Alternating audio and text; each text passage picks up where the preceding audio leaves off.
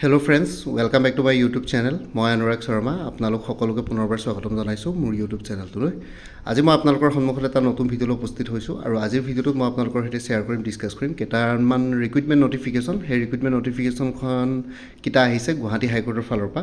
So ইয়াতে যদি দেখিছে তেতিয়াহ'লে আপোনাৰ টোটাল 40টা পোষ্ট আছে। ইয়াতে stenographer grade 2, private secretary, stenographer grade 1 আৰু ছফিয়াৰ মানে ড্ৰাইভাৰ হয় আৰু মাল্টিটাস্কিং ষ্টাফৰ কাৰণে ইয়াতে পোষ্ট ওলাইছে টোটাল 40টা আৰু ইয়াতে কোৱালিফিকেশন গ্ৰেজুৱেট ক্লাছ 12 আৰু ক্লাছ 8 পাছ বিচাৰিছে। ঠিক আছে, আৰু এজ লিমিটটো হৈ গ'ল 40 ইয়াৰ্ছলৈকে আছে আপাৰ এজ লিমিটটো। Application fee 250 to 500। Starting date of online application 10 July 2026 মানে আজিৰ ডেটে হ'ব কাৰণ আজি 10 জুলাই হয় আৰু লাষ্ট ডেটটো হৈ গ'ল 30 জুলাই 2026। ঠিক আছে, 30 জুলাইলৈকে আপোনালোকৰ অনলাইন এপ্লিকেশ্যনৰ ডেট আছে। ইয়াতে লিখিছে গুৱাহাটী হাইকোৰ্টে 3টা এমপ্লয়মেণ্ট নটিফিকেশ্যন ৰিলিজ কৰিছে। 40টা stenographer grade 2, private secretary stenographer grade 1 আৰু লগতে ছফিয়াৰ ড্ৰাইভাৰ আৰু লগতে মাল্টিটাস্কিং ষ্টাফ। ঠিক আছে, সো ইয়াতে যদি প্ৰাইভেট সেক্ৰেটাৰী ষ্টেনোগ্ৰাফাৰ গ্ৰেড 1ৰ কথা কওঁ তেনেহ'লে 3টা পোষ্ট আছে। ইয়াতে পে'মেণ্টটো হৈ গ'ল পে'মেণ্ট 4ত পৰিছে 30,000 to 1,10,000, গ্ৰেড পে 13,300। সো ইয়াতে যদি চাওঁ এইটো একচুৱেলি ক্লাছ 1 গেজেটেড অফিচাৰৰ নিচিনা পোষ্ট হয় ইয়াতে যোনটো ইয়াতে নটিফিকেশ্যন আহিছে।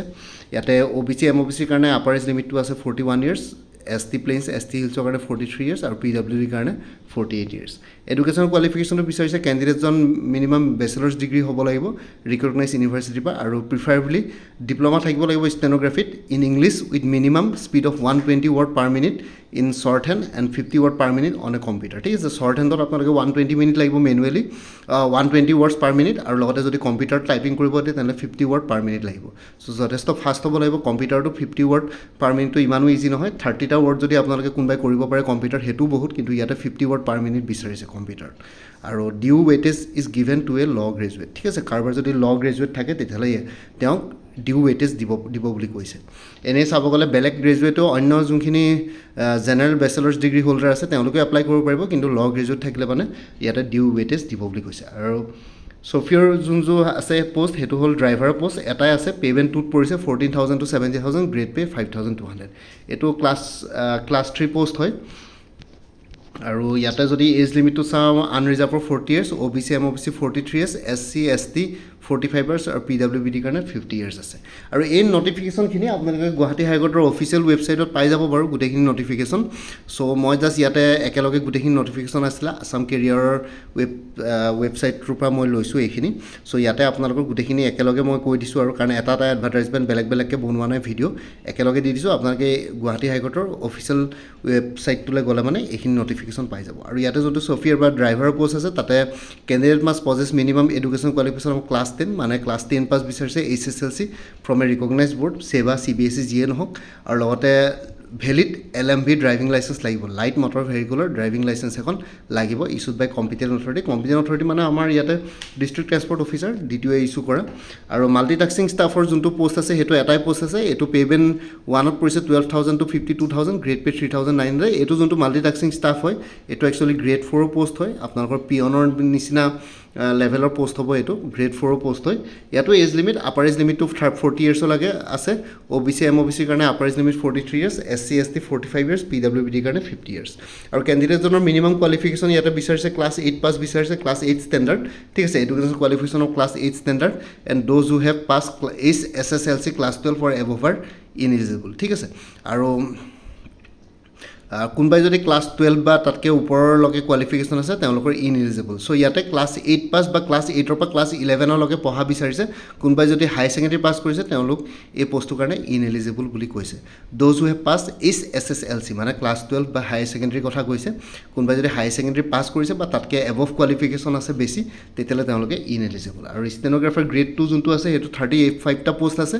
পে'মেণ্ট 3ত পৰে 22,000 to 97,000, গ্ৰেড পে 9,700। এইটো ইয়াতে আপোনালোকৰ ক্লাছটো গেজেটেড অফিচাৰৰ নিচিনা পোষ্ট হয়, কিন্তু ইয়াতে যিহেতু গুৱাহাটী হাইকোৰ্টৰ পোষ্ট হয় ইয়াতে এওঁলোকক চাগে গেজেটেড ধৰিব নাই নাজানো, কাৰণ আছাম গভৰ্ণমেণ্টৰ হ'লে মানে গেজেটেড অফিচাৰৰ নিচিনা পে স্কেলটো হয়, কিন্তু এতিয়া গুৱাহাটী হাইকোৰ্টৰ যোনবিলাক অফিচাৰ আছে তেওঁলোকক গেজেটেড কেটেগৰীত ধৰে নে নধৰে মই সেইটো বিষয়ে ইমানো বেছি চিয়'ৰ নহয় বাৰু। ঠিক আছে, কোনোবাই যদি গুৱাহাটী হাইকোৰ্টত অলৰেডি কৰি আছে তেওঁলোকে গম পাব, মে বি ধৰিবও পাৰে কাৰণ পে স্কেলটো আৰু পে'মেণ্টটো একে দেখিছোঁ। এজ লিমিটটো হৈ গ'ল minimum 18 years to 40 years unreserved কেটেগৰীৰ কাৰণে OBC MOBC 18 years to 43 years SC ST Plains ST Hills 18 years to 45 years আৰু PWBD 18 to 50 years ঠিক আছে আৰু ইয়াতে যোনটো পোষ্ট আছে ষ্টেনোগ্ৰাফি গ্ৰেড 2 ষ্টেনোগ্ৰাফাৰ গ্ৰেড 2 ইয়াতে টোটেল পোষ্ট 35টা আছে এইটো এটাকে বেছি পোষ্ট আছে এডুকেশ্যন কোৱালিফিকেশ্যন বিচাৰিছে candidate must possess a bachelors degree from a recognize university কেণ্ডিডেটজনৰ এটা যিকোনো এটা ডিগ্ৰী হ'ব লাগে বেচেলাৰ ডিগ্ৰী ৰিকগনাইজ ইউনিভাৰ্চিটিৰ পৰা আৰু কেণ্ডিডেট শুড পজেছ ডিপ্ল'মা বা certificate in stenography shorthand from an ITI polytechnic or other recognize institute ঠিক আছে আৰু লগতে বেচেলাৰ্ছ ডিগ্ৰী হোল্ডাৰ হোৱাৰ পাছতো কেণ্ডিডেটজনৰ ডিপ্ল'মা বা চাৰ্টিফিকেট থাকিব লাগিব ষ্টেনোগ্ৰাফি বা শ্বৰ্ট হেণ্ডত ফ্ৰম ITI ঠিক আছে ইণ্ডাষ্ট্ৰিয়েল ট্ৰেইনিং ইনষ্টিটিউট বা পলিটেকনিক বা অন্য ৰিকগনাইজ ইনষ্টিটিউটৰ পৰা আৰু আদাৰ ক্ৰাইটেৰিয়াবিলাক হৈ গ'ল কেণ্ডিডেটজন ভাৰতীয় নাগৰিক হ'ব লাগিব মানে ইণ্ডিয়ান চিটিজেন হ'ব লাগিব আৰু লগতে এমপ্লয়মেণ্ট এক্সচেঞ্জ ৰেজিষ্ট্ৰেশ্যন চাৰ্টিফিকেট তেওঁৰ থাকিব লাগিব ঠিক আছে কেণ্ডিডেটজনৰ এখন valid employment exchange registration certificate বা ৰেজিষ্ট্ৰেশ্যন নাম্বাৰ এটা থাকিব লাগিব আপোনালোকৰ এমপ্লয়মেণ্ট এক্সচেঞ্জ যদি কাৰোবাৰ যদি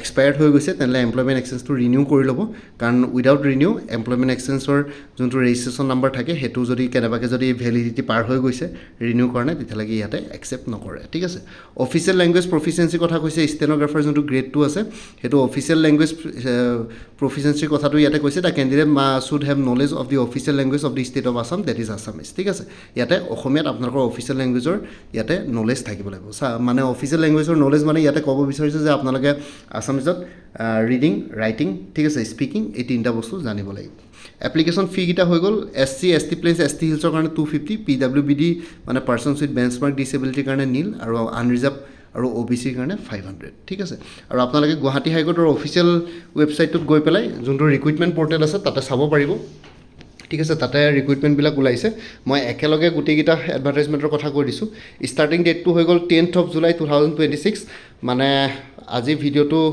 ৰেকৰ্ড কৰিছোঁ কিন্তু কাইলৈ আপলোড কৰিম চ' সেইটো কাৰণে আপোনালোকৰ আজিৰ যদি কাইলৈৰ ডেটটো কওঁ তেনেহ'লে 11th of July হ'ব আজিৰ পৰা ষ্টাৰ্ট হৈছে আৰু লাষ্ট ডেটটো হৈ গ'ল 30th July 30 July 2026 আৰু ইয়াতে যোনটো মই আছাম কেৰিয়াৰৰ পষ্টৰ পৰা ইয়াতে লৈছোঁ মই আছাম কেৰিয়াৰৰ ৱেবছাইটৰ পৰা চ' ইয়াতে তেওঁলোকে অলৰেডি লিংক দি দিছে ইয়াতে যদি আছাম কেৰিয়াৰ বুলি আপোনালোকে ৱেবছাইটৰ কি বুলি কয় গুগলত যদি চাৰ্চ কৰে তাতো আপোনালোকে অনলাইন এপ্লিকেশ্যন ফৰ্ম গোটেইকেইটাত পাই যাব ঠিক আছে লগতে অফিচিয়েল নটিফিকেশ্যনকেইটাও পাই যাব তাতো আপোনালোকে চিলেবাছখিনিও তাতে ডিছকাছ কৰি থোৱা হৈছে আৰু ইয়াৰ লগতে এই পৰীক্ষাকেইটাৰ লগত চিলেবাছৰ লগত মিলাই পেলাই ইয়াতে মোৰ তাত কেইটামান ষ্টাডি মেটেৰিয়েলছ এভেইলেবল আছে যেনেকৈ গুৱাহাটী হাইকোৰ্ট ষ্টেনোগ্ৰাফাৰ গ্ৰেড 2ৰ কাৰণে ইয়াতে ইংলিছ লেংগুৱেজ প্ৰফিচিয়েঞ্চি আৰু আছামিজ ছেকশ্যনৰ কাৰণে তাতে আপোনালোকৰ MCQs ফৰ্মেটত আহিব OMR sheetত 50 rupeesত এভেইলেবল আছে এইটো ল'ব পাৰে ষ্টেনোগ্ৰাফি গ্ৰেড 2ৰ কাৰণে ডিষ্ট্ৰিক্ট কোৰ্টবিলাকৰ কাৰণে এইটো নম্বৰ হোৱাটছএপ কৰিব পাৰিব 9706557851 ঠিক তেনেদৰে গুৱাহাটী হাইকোৰ্টৰ MTSৰ কাৰণে ফুল কোৰ্চ মেটেৰিয়েলছ এভেইলেবল আছে এজ পাৰ অফিচিয়েল চিলেবাছ গোটেইখিনি ইয়াতে ইনক্লুডেড হৈ আছে MTSৰ কাৰণে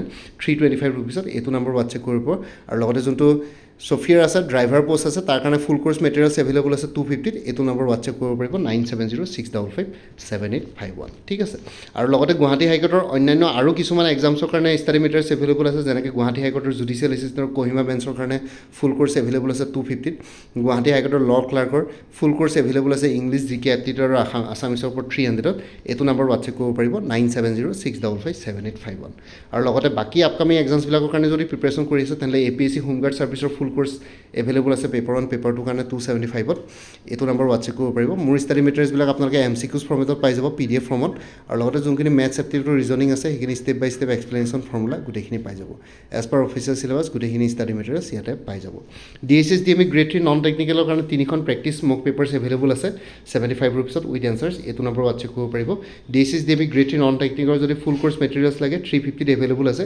DSS DME গ্ৰেড 3 নন টেকনিকেলৰ ফুল কোৰ্চ প্লাছ প্ৰেক্টিছ মক পেপাৰ যদি লয় 400 rupeesত এভেইলেবল আছে এইটো নম্বৰ হোৱাটছএপ কৰিব পাৰিব 9706557851 গুৱাহাটী হাইকোৰ্টৰ ষ্টেনোগ্ৰাফাৰ গ্ৰেড 2ৰ কথা ক'লোৱে গুৱাহাটী হাইকোৰ্টৰ MTSৰ কথা ক'লোৱে ছফিয়াৰ কথা ক'লোৱে জুডিচিয়েল এছিষ্টেণ্ট কহিমা বেঞ্চ ল ক্লাৰ্কৰ কথা ক'লোৱে ADRE 3.0 full course materials available আছে 300ত Assam police sub inspector assistant jailer forester constable আৰু গেট 4 আৰু অন্যান্য পোষ্টৰ কাৰণে ফুল কোৰ্চ এভেইলেবল আছে 300 BTC ফৰেষ্টাৰ আৰু ফৰেষ্ট গাৰ্ডৰ ফুল কোৰ্চ এভেইলেবল আছে 275 আসাম কম্পিটিটিভ এক্সামৰ কাৰণে এটা ষ্টাডি মেটেৰিয়েলছ এভেইলেবল আছে 400 ইয়াতে অসমৰ যিকোনো কম্পিটিটিভ এক্সামছৰ কাৰণে ষ্টাডি মেটেৰিয়েলছ লগতে প্ৰিভিয়াছ ইয়াৰ কুৱেশ্যন পেপাৰ্ছখিনিও ইনক্লুডেড আছে ADRE Assam police DSS DME Guwahati high court APSC department exams গোটেইখিনি আপোনালোকে ইয়াতে পাই যাব ঠিক আছে এইটো নম্বৰ হোৱাটছএপ কৰিব পাৰিব 9706557851 আৰু কাৰেণ্ট এফেয়াৰ্ছ 2025-26 আৰু exam oriented maths aptitude reasoning with step by step এক্সপ্লেনেশ্যনৰ ফৰ্মুলা এনে কোৰ্চবিলাকত ইনক্লুডেড আছে। কোনোবাই যদি বেলেগকৈ ল'ব বিচাৰে 100 ৰুপিছত এভেইলেবল আছে। এইটো নাম্বাৰত হোৱাটছএপ কৰি জনাব পাৰে।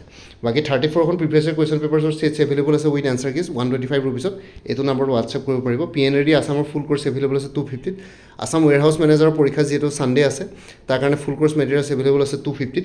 কটন ইউনিভাৰ্চিটি জুনিয়ৰ এছিষ্টেণ্টৰ ফুল কোৰ্চ এভেইলেবল আছে 300। আছাম এগ্ৰিকালচাৰ ইউনিভাৰ্চিটিৰ নন টিচিং পষ্টবিলাকৰ কাৰণে ফুল কোৰ্চ এভেইলেবল আছে 300। এইটো নম্বৰ হোৱাটছএপ কৰিব পাৰিব। APC forest ranger soil conservation ranger full course materials available আছে ইংলিছ আৰু জেনেৰেল নলেজৰ ওপৰত 350। APC ৰিচাৰ্চ এছিষ্টেণ্ট ফাইনেন্স বাজেটৰ ফুল কোৰ্চ মেটেৰিয়েলছ এভেইলেবল আছে 300। APC assistant engineer junior engineer full course available আছে জেনেৰেল ষ্টাডিজ আৰু ইংলিছ গ্ৰামাৰৰ ওপৰত 250। এইটো নম্বৰত হোৱাটছএপ কৰিব পাৰিব 9706557851। আপডেটেড কাৰেণ্ট এফেয়াৰ্ছবিলাক মোৰ পৰা কোৰ্চ ল'লে লাইফ টাইম পাই থাকিব। তাৰ কাৰণে কোনো ফাৰ্ডাৰ পে'মেণ্ট কৰিব নালাগে। প্ৰত্যেক মাহৰ বিগিনিং বা ষ্টাৰ্টিঙতে এটা ৰিমাইণ্ডাৰ মেছেজ দিলে হ'ল। তেতিয়া প্ৰিভিয়াছ মান্থ বা লাষ্ট মান্থৰ কাৰেণ্ট এফেয়াৰ্ছ লাগে মই লগে লগে আপোনাৰ সৈতে শ্বেয়াৰ কৰি দিম। ইণ্টাৰেষ্টেড কেণ্ডিডেটসকলে এইটো নম্বৰ হোৱাটছএপ কৰি জনাব পাৰিব 9706557851। আপোনাক কোনটো কোৰ্চ লাগে কোৰ্চৰ কণ্টেণ্টছখিনি শ্বেয়াৰ কৰিম। লগতে পে'মেণ্টৰ লিংক দিম। পে'মেণ্ট কৰাৰ লগে লগে গোটেই কোৰ্চটো নিজৰ হোৱাটছএপত PDF ফৰ্মেটত পাই যাব। আৰু ইয়াতে যোনটো হোৱাটছএপ নম্বৰ দিয়া আছে সেইটো অনুগ্ৰহ কৰি কল নকৰিব। সেইটো জাষ্ট হোৱাটছএপ মেছেজৰ কাৰণে এভেইলেবল, কলৰ কাৰণে এভেইলেবল নহয়। বাকী ভিডিঅ' ডেছক্ৰিপশ্যন আৰু কমেণ্ট ছেকশ্যন জনাব আপোনালোকক কোনটো কোৰ্চ লাগে কোৰ্চৰ কণ্টেণ্টছখিনি শ্বেয়াৰ কৰিম। লগতে পে'মেণ্টৰ লিংক দিম। পে'মেণ্ট কৰাৰ লগে লগে গোটেই কোৰ্চটো নিজৰ হোৱাটছএপত PDF ফৰ্মেটত পাই যাব। চৰি। বাকী মোৰ ভিডিঅ'ছবোৰ চাই যদি ভাল পায় মোৰ চেনেলটো ছাবস্ক্ৰাইব কৰি ল'ব। আৰু লগতে আপোনালোকৰ যিমানখিনি ফেমিলি ফ্ৰেণ্ডছ ৰিলেটিভছ আৰু চিনাকি এক্সপিৰিয়েঞ্চ আছে তেওঁলোকৰ লগত মোৰ চেনেলটো শ্বেয়াৰ কৰিব। লগতে কমেণ্ট ছেকশ্যনত জনাব কিবা যদি কুৱেশ্যন থাকে ডাউট থাকে মই নিশ্চয় আপোনালোকৰ কুৱেশ্যনছ আৰু ডাউটছবিলাকৰ ৰিপ্লাই দিবলৈ চেষ্টা কৰিম। লগতে মোৰ আৰু এটা চেনেল আছে অসম আইকো বুলি। সেই চেনেলটোৰ লিংকটো ভিডিঅ' ডেছক্ৰিপশ্যনত দিয়া আছে। আপোনালোকে সেইটো চেনেলত ছাবস্ক্ৰাইব কৰিব পাৰিব যাতে ভৱিষ্যতলৈ এনেকুৱা ধৰণৰ কম্পিটিটিভ এক্সামছবিলাক দিয়াৰ ক্ষেত্ৰত আৰু অলপ এক্সট্ৰা গাইডেঞ্চ পাই যায়। বাকী আজিৰ ভিডিঅ'টো ইমানতে সমাপ্ত কৰি আপোনালোক সকলোৰে পৰা বিদায় দিলোঁ। কাইলৈ পুনৰ এটা নতুন ভিডিঅ'লৈ আপোনালোকৰ সন্মুখত উপস্থিত হ'ম। তেতিয়ালৈকে ভালকৈ প্ৰিপেৰেশ্যন কৰি থাকক। সকলোৱে অল দি বেষ্ট থাকিলে। Bye and take care friends. Bharat Mata কি জয়। জয় আই অসম।